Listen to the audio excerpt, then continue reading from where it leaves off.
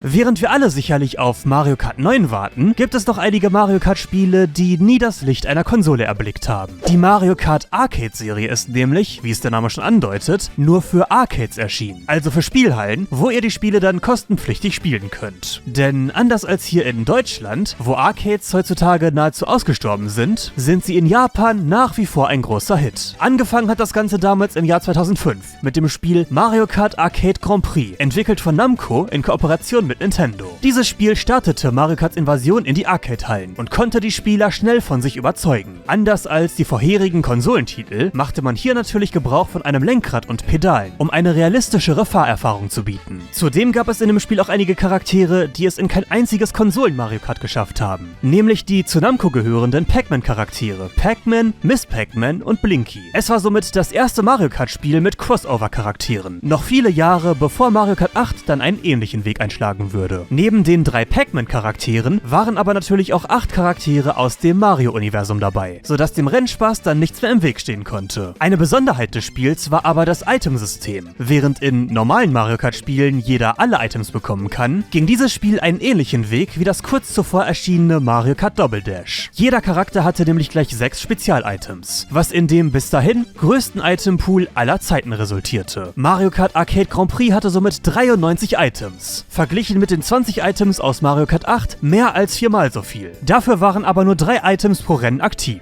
abhängig vom jeweiligen Charakter und der jeweiligen Strecke. Vor diesen Items konnte man sich aber auch bedingt schützen, und zwar durch einen temporären Schild, den man bekommt, wenn man driftet. Auf insgesamt 12 Strecken, verteilt über 6 Cups, musste der Spieler dann sein Fahrkönnen auf die Probe stellen, was sicherlich nicht nur herausfordernd war, sondern auch ziemlich teuer, da für jedes Rennen erneut bezahlt werden musste. Jeder Cup besteht dabei übrigens aus 4 Rennen auf 2 Strecken, sodass jede Strecke gleich zweimal gefahren wird, aber beim zweiten Mal mit einer leichten Änderung, wie zum Beispiel der Änderung der Tageszeit oder der Wetterbedingungen. Am Ende eines jeden Cups gab es zudem eine Challenge, sodass das als ein Vorgänger des Missionsmodus aus Mario Kart DS angesehen werden kann. Wenn ihr also schon immer mal Koopas mit einem Hammer zerschlagen wolltet, dann ist das auf jeden Fall das richtige Spiel für euch. Wie üblich bot das Spiel auch die verschiedenen Modi Grand Prix, Zeitfahren und Versus, und es konnte auch gegen andere Spieler gespielt werden. Eine interessante Sache an dem Spiel ist auch, dass der Fortschritt auf einer sogenannten Mario Kart gespeichert werden konnte, sodass ihr euren Spielfortschritt, also eure freigeschalteten Items und Strecken, ganz einfach beibehalten konntet. Aber dank des großen Erfolgs von Mario Kart Arcade Grand Prix wurden danach noch 3 weitere Titel entwickelt. Als nächstes stand dann, wer hätte es gedacht, Mario Kart Arcade Grand Prix 2 an, im Jahr 2007. Das Spiel war in jeder Hinsicht eine verbesserte Version des Vorgängers. Alle Charaktere sowie auch alle Strecken aus dem Vorgänger waren erneut enthalten. Und zudem natürlich auch einige neue. Das Charakter-Line-Up wurde etwas ausgeweitet, sodass es nun anstatt 11 gleich 13 Charaktere gab.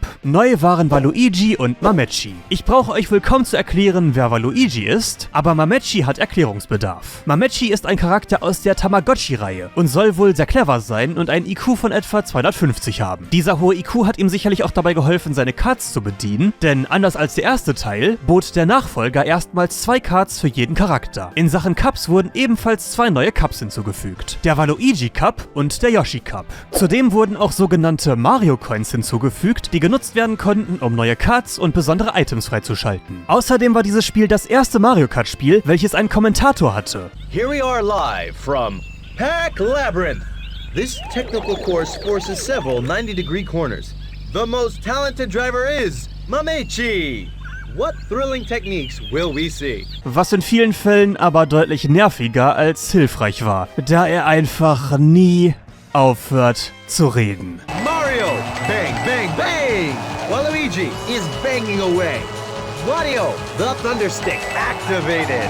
Luigi, the Thunderstick activated. Yoshi, bang, bang, bang! In vielerlei Hinsicht wirkt dieses Spiel nicht wie eine Fortsetzung, sondern viel eher wie eine überarbeitete Version des ursprünglichen Spiels. Was im Kontext von Arcades aber gar nicht mal so unsinnig ist, da mehr Strecken mehr Geld bedeuten und man nicht erst ein vollständig neues Spiel entwickeln muss, um dem Spieler einen Grund zum Spielen zu geben. Einen etwas größeren Schritt wagte dann das im Jahr 2013 erschienene Mario Kart Arcade Grand Prix Deluxe. Zwar waren Miss Pac-Man, Blinky und Mamechi nicht mehr länger mit von der Partie, aber dafür wurden Baby Mario Mario, Baby Peach, Bowser Jr., Daisy, König Boo-Hoo, Lakitu, Metall Mario, Rosalina und Don-chan hinzugefügt. Don-chan natürlich bekannt aus der Spieleserie Taiko no Tatsujin von Namco. Ich übernehme übrigens keine Garantie für die korrekte Aussprache dieses Namens. Zusätzlich waren auch noch einige Skins für den ein oder anderen Charakter verfügbar, wie zum Beispiel Feuerblumen Mario, Tanuki Mario und Gold Mario für, nun ja, Mario, oder aber auch verschiedene Formen für Don-chan. Außerdem wurde die Auswahl an Cards deutlich erweitert, sodass nun insgesamt 29 zur Verfügung standen. Ich sollte dazu sagen, dass nicht alle Charaktere, Skins und Cards von Anfang an verfügbar waren. Einige von ihnen wurden erst über die Jahre hinzugefügt. Und einige waren auch nur durch spezielle Events verfügbar. König Boo-Hoo zum Beispiel war nur während eines Events verfügbar, sodass man zu dieser Zeit spielen musste und seinen Fortschritt speichern musste, um ihn dann permanent behalten zu können. Das Item-Line-Up wurde ebenfalls erneut erweitert und bot die meisten Items der Mario Kart-Geschichte mit insgesamt 100 Items. Neue Modi gab es ebenso. Neben Grand Prix, Zeitfahren und Versus gab es dieses Mal nämlich auch National Battle, Zweispieler Koop und Team Battle. Zweispieler Koop und Team Battle sind relativ selbsterklärend, aber National Battle braucht wohl eine Erklärung. National Battle war Japan-exklusiv und es ging darum, gegen andere Menschen aus dem Land anzutreten. Menschen aus anderen Präfekturen Japans, um genau zu sein. Insgesamt konnten 4 Leute spielen und der Gewinner bekam dann neue Rahmen für seinen Avatar und man konnte auch 3 besondere Cards freischalten. Und um diese Cards freizuschalten, muss man Spieler aus allen 47 Präfekturen Japans besiegen. Cooles Konzept. Und da das Spiel nach Mario Kart 7 erschienen ist, übernahm es auch die neuen Gleiter- und Unterwasserfunktionen des Spiels. Infolgedessen wurden alle Strecken stark überarbeitet, um neue Flug- und Unterwasserpassagen zu bieten. Während Mario Kart Arcade Grand Prix 2 also eher wie eine leicht erweiterte Version wirkte, machte die spätere Deluxe-Version diesem Namen wirklich alle Ehre und fühlte sich wie ein vollwertiger neuer Teil an. Aber all das ist nichts, verglichen mit dem neuesten Teil der Serie. Denn wenn ihr euch bisher bereits dachtet, dass ihr das gerne mal spielen würdet, dann haltet euch jetzt gut fest. Der nächste und bislang letzte Teil der Mario Kart Arcade-Serie ist der wohl einzigartigste Titel der Mario Kart-Reihe. Denn es ist ein VR-Titel. Wenn ihr schon immer mal Mario Kart in echt spielen wolltet, dann ist der Teil in der virtuellen Realität wohl das Beste, was ihr kriegen könnt. Mario Kart Arcade Grand Prix VR erschien erstmals 2017 in Japan, aber es ist wohl auch an einigen Orten in England, Frankreich und den USA verfügbar. Dieser Titel macht offensichtlich Gebrauch von VR-Headsets, aber Lenkrad und Pedale werden natürlich ebenfalls erneut benötigt. Die Immersionselemente gehen aber noch deutlich weiter, denn es gibt noch einige weitere Dinge, die diese Mario Kart-Erfahrung wirklich echt machen. Zum einen spielt das Spiel erstmals in der Ego-Perspektive, sodass ihr wirklich das Gefühl habt, im Spiel zu sein. Ihr seht, wie ihr lenkt, ihr könnt euch umschauen und eure Gegner und die Landschaft beobachten und müsst sogar mit eurer Hand selbst Items einsammeln und diese dann per Handbewegung selbst einsetzen. Aber auch da hört es noch nicht so ganz auf, denn die Sitze reagieren auf die Gameplay-Elemente, sodass, wenn ihr zum Beispiel durch die Luft gleitet, der Sitz eine entsprechende Bewegung macht, damit ihr quasi ein ähnliches Gefühl habt. Pure Immersion. Ich habe das Ganze leider noch nie ausprobieren können und ich denke, dasselbe gilt für die meisten von euch, da es hier scheinbar nie erschienen ist, aber es soll wohl eine der besten VR-Erfahrungen sein, die man machen kann und das hier gezeigte Gameplay wird dem Ganzen wirklich nicht gerecht. Es ist wirklich etwas, was man selbst erleben muss. Das einzig etwas Enttäuschende an dem Spiel ist der sehr geringe Umfang. Es gibt lediglich 4 spielbare Charaktere. Mario, Luigi, Peach und Yoshi sowie 2 Computergegner, Bowser und Wario, und die Anzahl an Strecken und Items ist ebenfalls stark limitiert. Es gibt lediglich eine einzige Strecke, die dafür aber segmentiert, sehr vielfältig und auch durchaus lang ist und gerade einmal 3 Items. Banane, grüner Panzer und der Hammer. Dennoch sicherlich eine sehr coole Erfahrung und ich beneide jeden, der mal die Chance hatte, das auszuprobieren. Letztendlich ist Mario Kart Arcade ein bizarrer Exkurs in eine völlig andere, aber doch irgendwie vertraute Welt. In den letzten 15 Jahren wurden neben den Konsolentiteln noch 4 weitere Mario Kart-Titel veröffentlicht, die bislang aber nahezu niemand kennt, da Arcades ja einfach so gut wie gar nicht existieren. Das Crossover aus Nintendo und Namco ist vielleicht außerhalb von Smash relativ ungewohnt, aber es funktioniert definitiv. Und ich wünschte wirklich, dass es diese Titel irgendwann mal auf eine Nintendo-Konsole schaffen würden.